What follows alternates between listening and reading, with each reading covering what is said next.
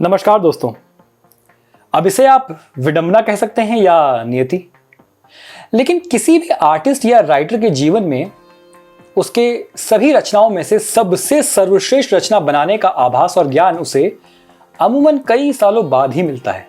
मेरा मतलब सफलता से नहीं है, सफल तो वो डेफिनेटली अपनी उन रचनाओं को बनाते वक्त भी हो सकता है, अच्छा कमा भी सकता है और अपनी रचनाओं के बल पर डेफिनेटली पॉपुलर भी हो सकता है, लेकिन उसकी पॉपुलैरिटी का लाइफ स्पैन कितना लंबा होगा ये केवल वक्त ही बता सकता है। किसी भी चीज के पॉपुलर होने और आइकॉनिक बन जाने में अंतर होता है। जरूरी नहीं है कि जो चीज आज पॉपुलर है वो कल भी रहे। अगर ऐसी कोई रचना, कोई कॉन्सेप्ट या फिर कोई कैरेक्टर अपनी रचना से कई दशकों बाद भी याद किया जाता है, उसको सोचकर उसके बारे में बात करके लोग नॉस्टैल्जिक हो जाते हैं, तो मेरे ख्याल से ये मान लेना सही होगा कि वो कैरेक्टर, वो कॉन्सेप्ट अपने आप में बहुत आइकॉनिक हो चुका है। हमारी भारतीय कॉमिक बुक्स के जाने माने राइटर और आर्टिस्ट श्री अनुपम सिन्हा ने भी एक ऐसा ही आइकॉनिक कैरेक्टर बनाया। जानते हैं किसकी बात कर रहा हूं मैं? सुपर कमांडो ध्रुव। सुपर कमांडो ध्रुव। सुपर कमांडो ध्रुव। सुपर कमांडो ध्रुव। जी हाँ, सुपर कमांडो ध्रुव। अपनी पहली कॉमिक बुक प्रतिशोध की ज्वाला से लेकर आज तक ध्रुव को one of the best Indian super heroes में माना जाता है।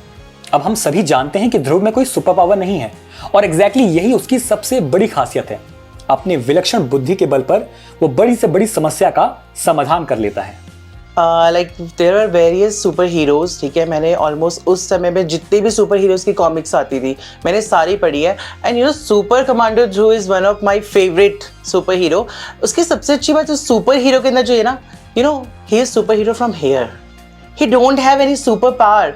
बट अगर एंटरटेनमेंट की बात करें तो एंटरटेनमेंट में राज कॉमिक्स का नाम हमने भी बहुत सुना था, और जब हमें पता चला कि इस तरह के कॉमिक्स में आपके पास अलग अलग तरह के कैरेक्टर्स हैं, तो उसमें मैंने जब इसे पढ़ा तो मुझे मिला सुपर कमांडो ध्रुव, जो पहली बार से ही मेरा सबसे फेवरेट बन गया, जिसकी वजह से फिर बाद में मैं कभी उससे मुक्ति नहीं पा सका, और वो आज तक मेरे लिए उतना ही प्रेरक है जितना बचपन में हुआ करता था। सुपर कमांडो ध्रुव इस समय इतना फेमस हो चुका है कि आज के टाइम पे उसे फिल्मों में, बॉलीवुड फिल्म्स, OTT सब जगह उसका जिक्र होता है। आजकल तो पॉडकास्ट में भी उसका बहुत ज़्यादा जिक्र होने लग गया है। जस्ट लाइक नागराज, ध्रुव की भी एक बेहद इंटरेस्टिंग लेगेसी है। जब भी उसके फैंस उसे याद करते हैं तो उसकी शुरुआती 30-32 कॉमिक बुक्स का जिक्र डेफिनेटली आता है, क्योंकि इन 30-32 कॉमिक बुक्स ने ही ध्रुव की पर्सनैलिटी, उसकी थॉट प्रोसेस, उसकी कैपेबिलिटीज को स्टैब्लिश किया। लेकिन ऐसा क्यों है? आई मीन सुपर हीरोज तो बहुत हुए ना, उन सभी में से केवल ध्रुव ही एक चमकते हुए तारे की तरह अडिग कैसे रहा? ऐसा आखिर क्या है सुपर कमांडो ध्रुव की कॉमिक बुक्स में जो उसे इतना यूनिक बनाता है?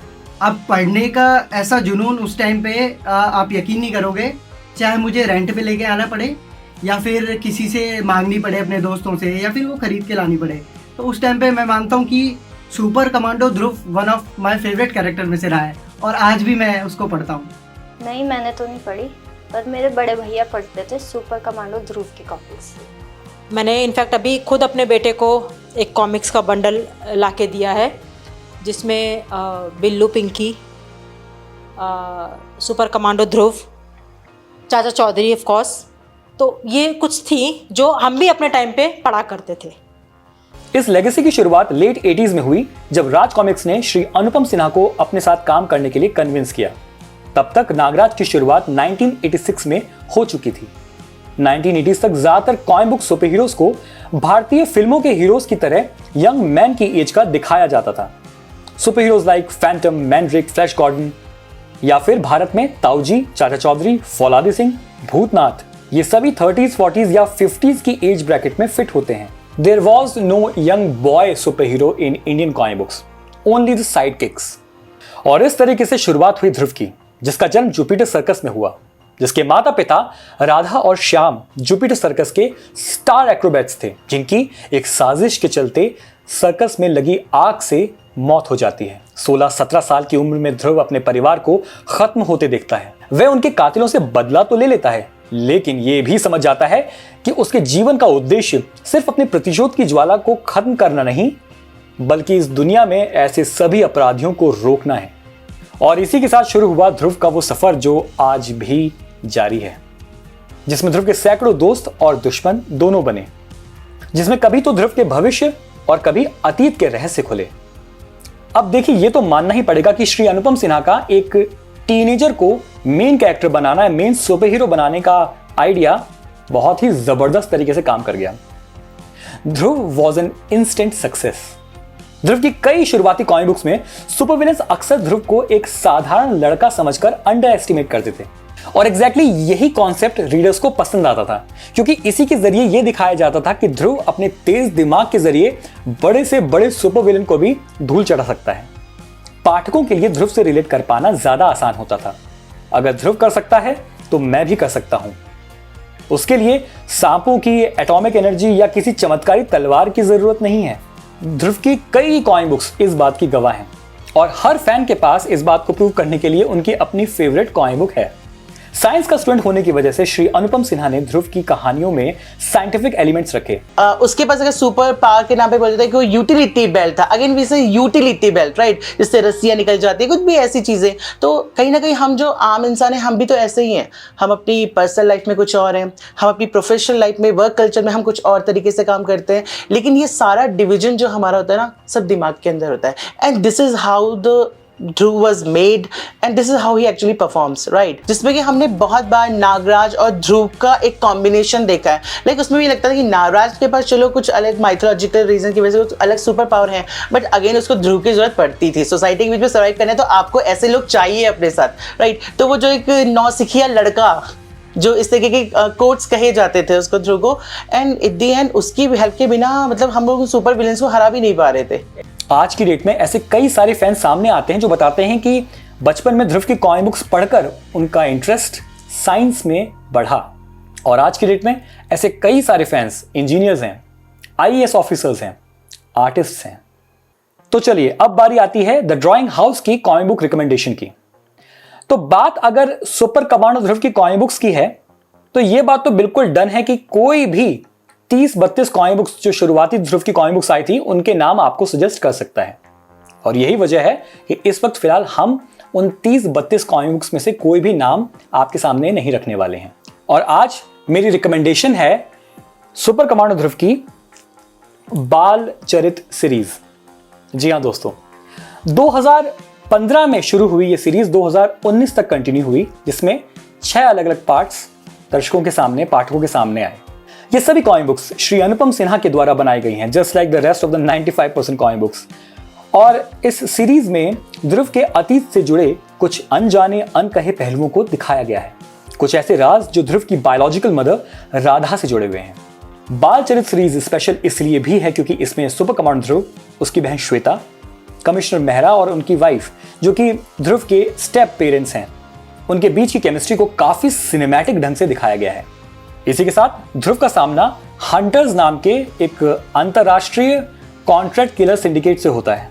जैसे जैसे कहानी आगे बढ़ती है, ध्रुव के अतीत से कुछ जाने पहचाने चेहरे सामने आने लगते हैं, कुछ ऐसे लोग जो ध्रुव के वर्तमान को हमेशा के लिए बदल कर रख देंगे।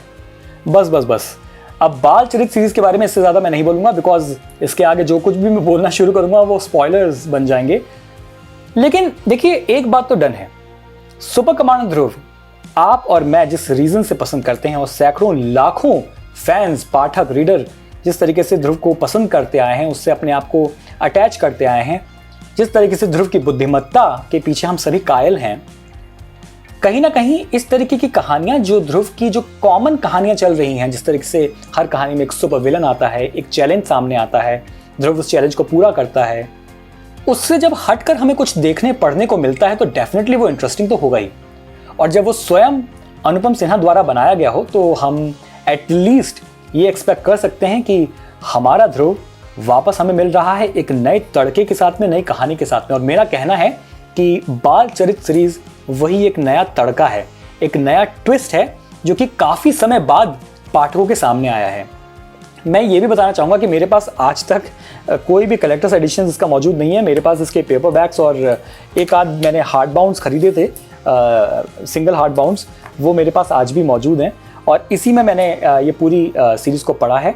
तो अंत में बस यही कहना चाहूँगा कि अगर आपने ये सीरीज़ नहीं पढ़ी है तो अगर 30-32 कॉमिक बुक्स आपको शुरुआती पसंद आती हैं मेरी ही तरह, तो कहीं ना कहीं आपको ये बाल चरित सीरीज भी एक नयापन ला के देगी, कुछ ऐसा इंटरेस्टिंग आपको पढ़ने को मिलेगा जो आपने पहले ना पढ़ा हो। This definitely is not a review video, लेकिन ये मेरी अपनी पर्सनल रिकमेंडेशन है।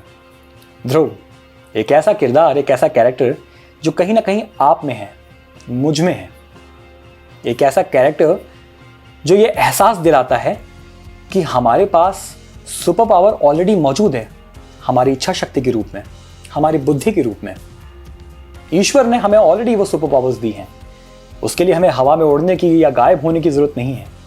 और इसी के साथ मैं श्री अनुपम सिन्हा का तहे दिल से शुक्रिया अदा करना चाहूंगा। Sir, if you are watching this, once again बहुत बहुत शुक्रिया, तहे दिल से आपका धन्यवाद, आपका शुक्रिया। मैं और मेरे जैसे सैकड़ों लाखों पाठकों ने ध्रुव को पढ़ा, आज भी पढ़ते हैं, उससे प्रेरणा लेते हैं। उसकी कहानियां हमारे जहन में कहीं ना कहीं हमारी आत्मा में बस चुकी हैं। वो नाम लेने की ज़रूरत नहीं है जो नाम लेते लेते हम बार बार नॉस्टैल्जिक हो जाते हैं, लेकिन वाकई में उन कॉमिक बुक्स का हमारे जीवन पे बहुत गहरा प्रभाव पड़ा है और उसका पूरा श्रेय आपको जाता है। एक बार फिर से thank you so very much for creating super commando Dhruv.